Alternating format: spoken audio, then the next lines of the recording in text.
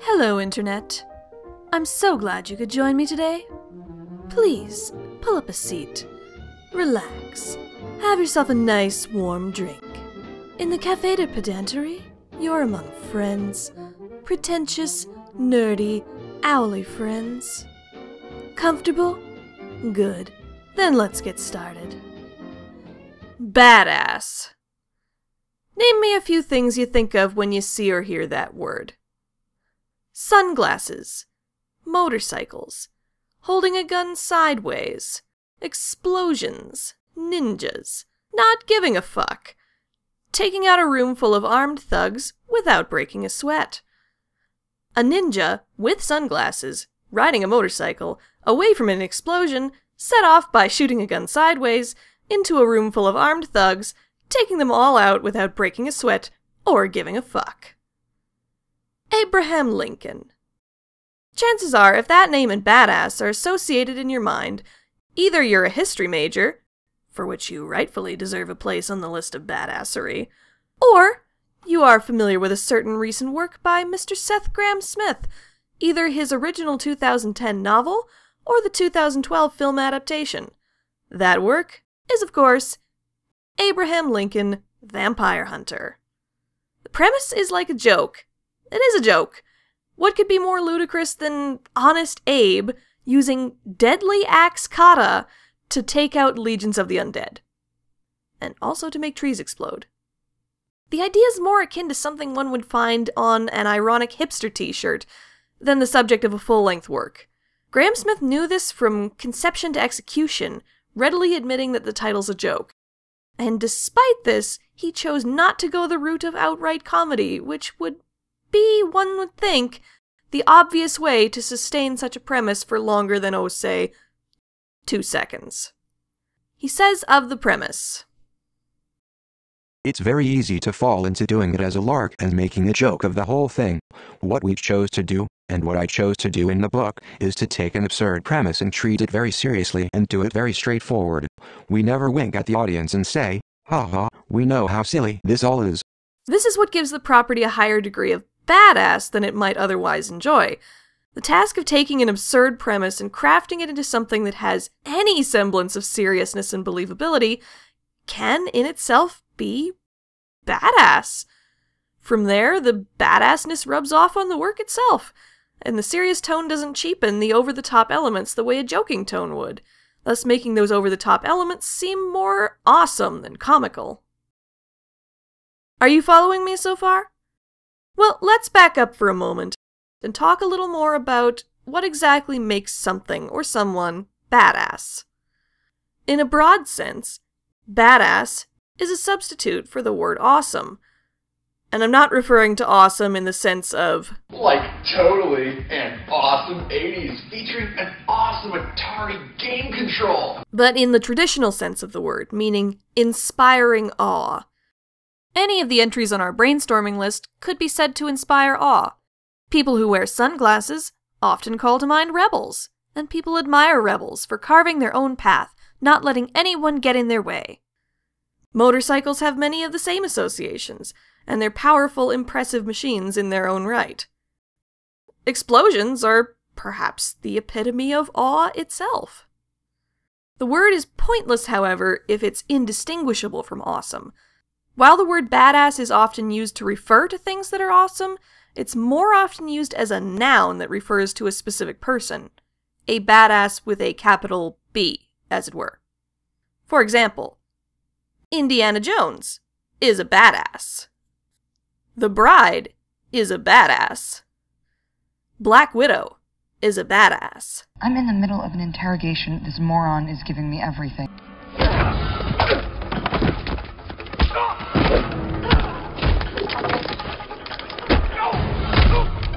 And of course, you told him to keep an eye out for me. Black Dynamite is a badass.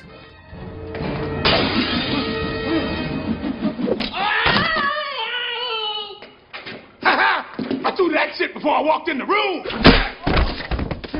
So in that sense, the concept of badassery is inherently tied to badass people and the things such people are associated with.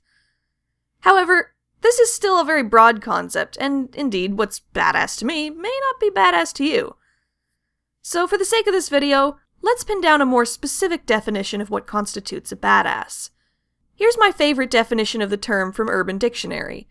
It's the most descriptive without being male exclusive, and it provides a neat list of rules that we can refer back to.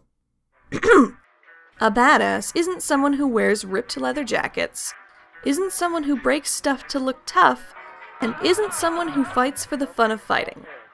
Are you asking for a challenge? Double blue! Ah, my eye! That is the definition of a poser. Being a badass is completely different. First rule of being a badass.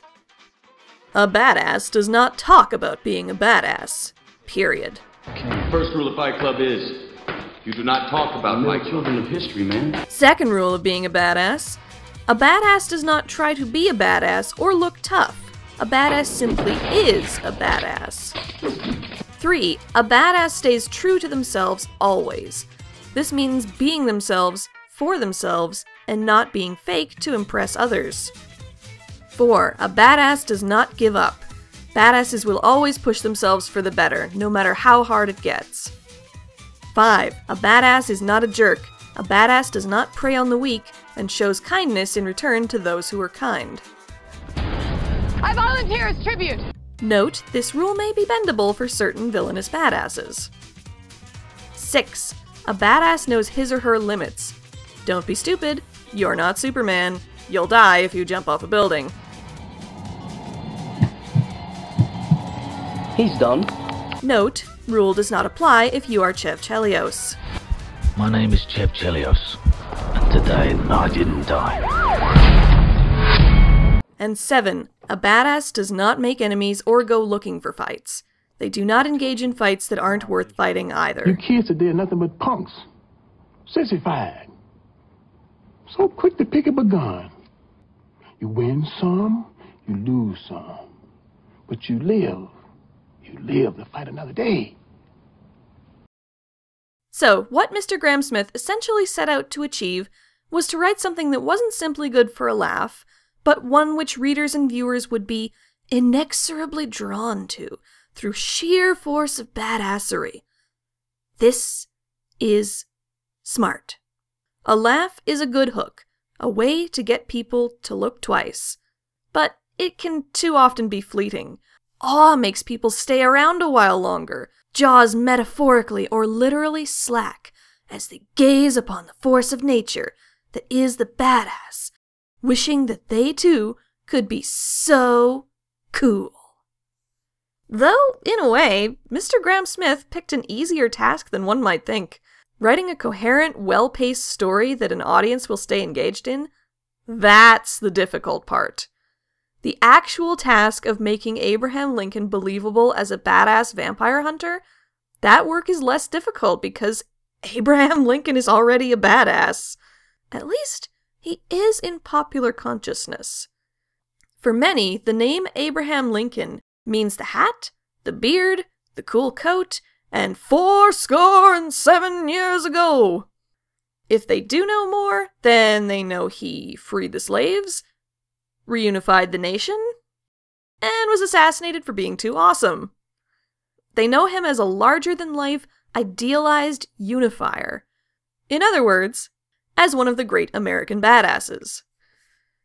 We can see how the Lincoln of popular myth fits our list of badassery in a more straightforward Lincoln film. John Ford's Young Mr. Lincoln.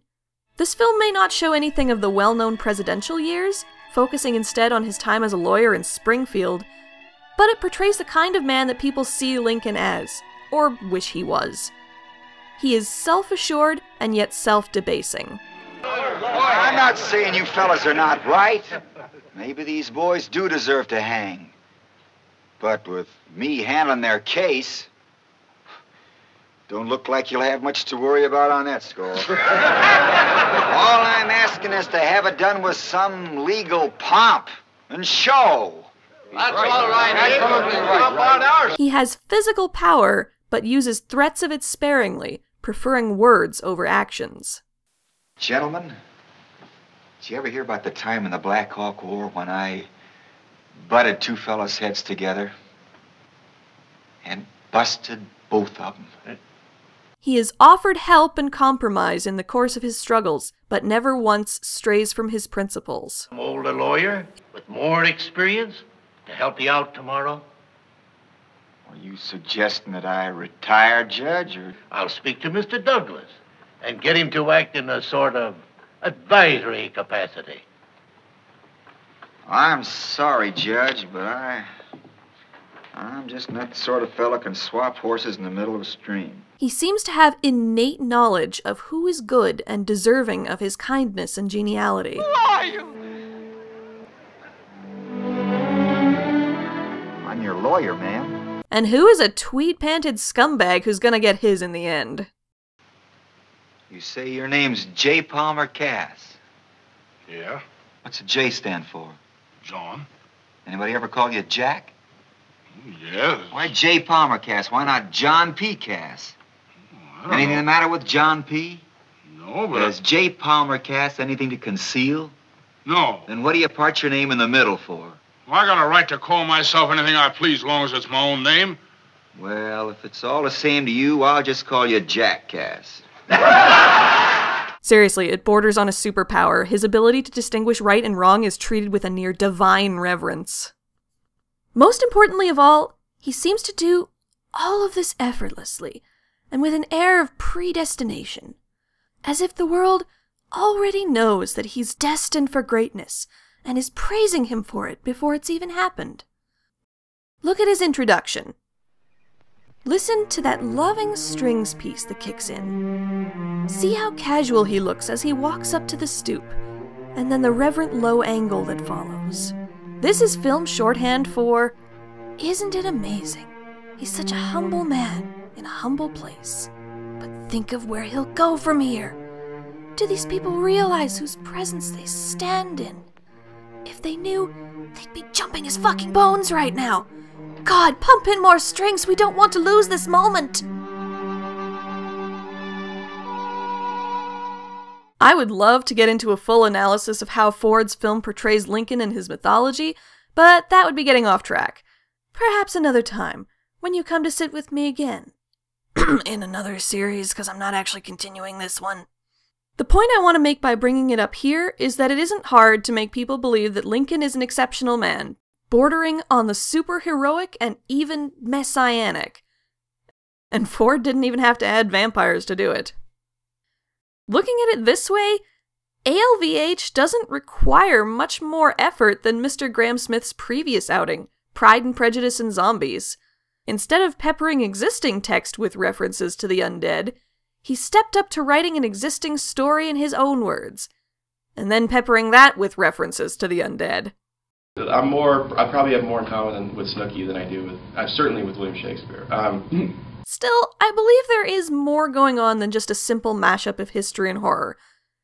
It may have been conceived that way, but even such a conception reveals something interesting, I think. Let's get this out of the way first. I do not think that Seth Grahame-Smith is a particularly talented writer. His prose is perfectly readable, but nothing special. And his screenwriting leaves a lot to be desired, to say the least. Are you stoned or something? They tried stoning me, my dear. It did not work. Instead, what our friend Seth has working in his favor is a keen eye for trends. His first major success story came out at the height of the zombie boom. Before that, he put out books on pornographic films, Spider-Man, horror movie survival tactics, and the Bush administration. Porn and Spider-Man never go out of style. Lists of quote-unquote horror movie rules have been popular since around the time of Scream, and Pardon My President came out just before the internet stopped caring about Bush jokes. As for Lincoln, Seth has stated outright that his idea came about through a very shrewd observation of what was popular in bookstores. Quote, This was in 2009 and it was the bicentennial of Lincoln's birth, so no matter where I was in the country, no matter the bookstore, there were two displays. Abraham Lincoln biographies and Twilight books. This was absolutely the zenith of vampire literature. In a moment of cynical aberration, I wondered if it would have some crazy synergetic effect. Add to that this supposedly crazy original premise is actually more tried and tested than one might think. For a long time, there have been appreciators of schlocky mashup titles, especially in the age of the internet, where the pinnacle of humor is words like pirate, zombie, and ninja being used as substitutes for actual jokes.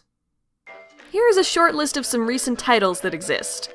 We have Mega Shark vs. Giant Octopus, Sharktopus, Snakes on a Plane, Snakes on a Train, Boa vs. Python, Vampire Girl vs. Frankenstein Girl, Alien vs. Predator, Freddy vs. Jason, Freddy vs. Jason vs. Ash, Marvel Zombies, Marvel 1602, Fantastic Four, Marvel Spider-Man Noir. Okay, Marvel's banned from the list. The Adventures of Dr. McNinja, I Was Kidnapped by Lesbian Pirates from Outer Space, Axe Cop, Pirates vs. Ninja Dodgeball, Pirates vs. Ninjas vs. Zombies vs. Pandas, Robot Dinosaurs that shoot beams when they roar, Queen Victoria Demon Hunter, Jesus Christ Vampire Hunter, Abraham Lincoln vs. Zombies, and Abraham Lincoln Hates Werewolves. Oh, I'm so sorry, my mistake. That last one should be Jesus Hates Zombies, Yea Though I Walk, featuring Abraham Lincoln Hates Werewolves. If you need more examples, this sort of thing has its own TV tropes page. Just go there. You'll get the idea. The main differences between ALVH and most other pieces of mashup schlock are the production values, the treatment, and the association with an already popular title. What Seth did here was latch onto the segment of the population that would already be drawn to a schlocky, what even is this premise, and attempt to expand the appeal beyond those who would appreciate so bad it's good. Take dreadful concept, with potential built-in fanbase, put in more than minimum effort, surprise the squares, profit.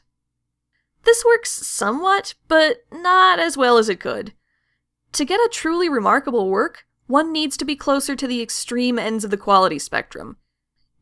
Either it needs to be so dreadful as to be unique and memorable, or it needs to be made with truly remarkable quality, not simply more than minimum effort. To this end, the movie works better than the book. The movie at least has ambitions in style thanks to the efforts of director Timur Bekmambetov, whereas the most style the book can claim is the use of a framing device and some humor that never really gets off the ground. Even there, the framing device comes off as a little bit lazy. Here's a summary of the structure of the book for those who haven't read it. It begins in the present day, when a literal author avatar named Seth Grahame-Smith is chosen by the vampire Henry Sturgis to receive 10 leather-bound volumes, which turn out to be the long-lost diaries of the 16th President of the United States of America. In these is revealed the secret history of vampires in America and Abraham Lincoln's involvement as a slayer of these creatures. One would think that the story would transition from this point into the diaries themselves. I know I would want to read Abraham Lincoln write about his vampire hunting exploits for 300 pages. That would have shown great fortitude and ambition in writing, regardless of the premise. Instead, Henry wants Seth to write a novel based on the diaries in his own words. Why Henry's waited almost 150 years to do this, or why he wants it done at all, not entirely clear. It seems that Henry chose Seth because he was a struggling writer, because the two of them had an interesting talk one day, and because he can competently run a five and dime. In any case, believable or not, writing a novel based on the diaries has nothing to do with getting Lincoln's true story out to the world, and everything to do with having a convenient way to avoid writing in Lincoln's voice consistently. Because, you have to get out that next New York Times bestseller before next year. Your agent's breathing down your neck, and Pride and Prejudice and whatever the fuck isn't gonna pay the bills forever, honey. You know the secret diary premise is gonna draw people in, but you don't have the time to craft a Lincoln voice that's believable enough to carry a whole book. It would be much easier to just keep writing in your familiar, bland, faux hip style. Quicker, easier, more marketable. Am I right? The film adaptation, while also written by Seth, at least does away with any sort of cheap framing device. While it's shown at the beginning that Henry takes Lincoln's diary, any narration we get in the film is straight from Lincoln. This is still probably not the most accurate Lincoln, but he's at least consistent, and he's in character enough that you're not taken out of the story. It helps that Benjamin Walker makes a very watchable, compelling Lincoln.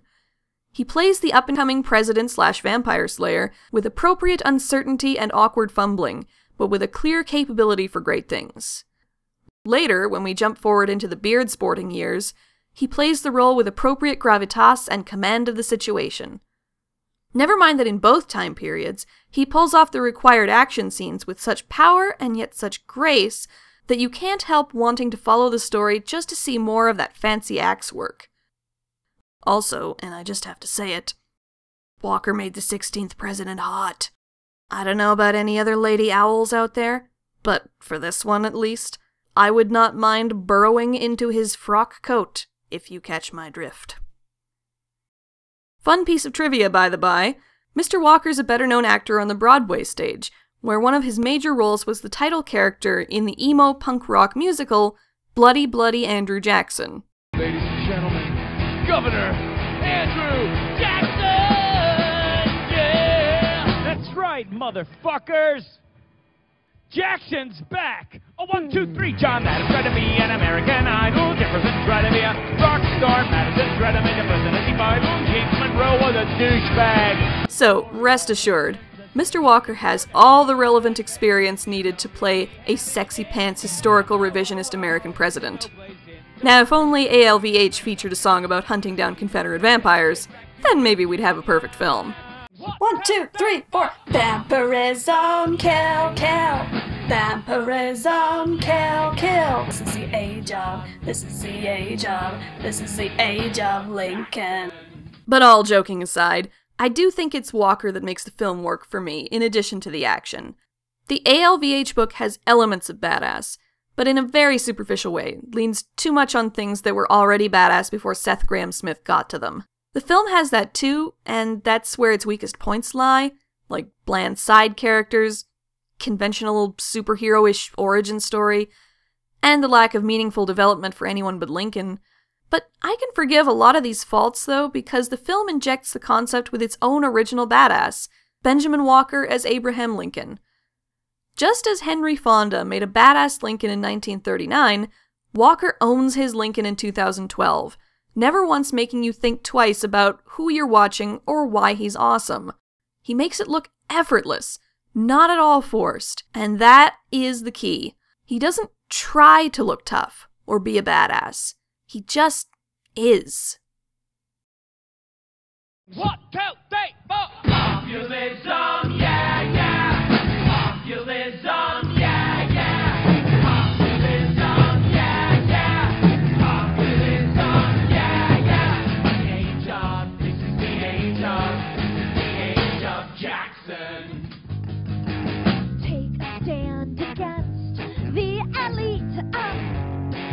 They don't care anything for us, and we will eat democracy and let them eat our dust, eat our dust, eat our dust.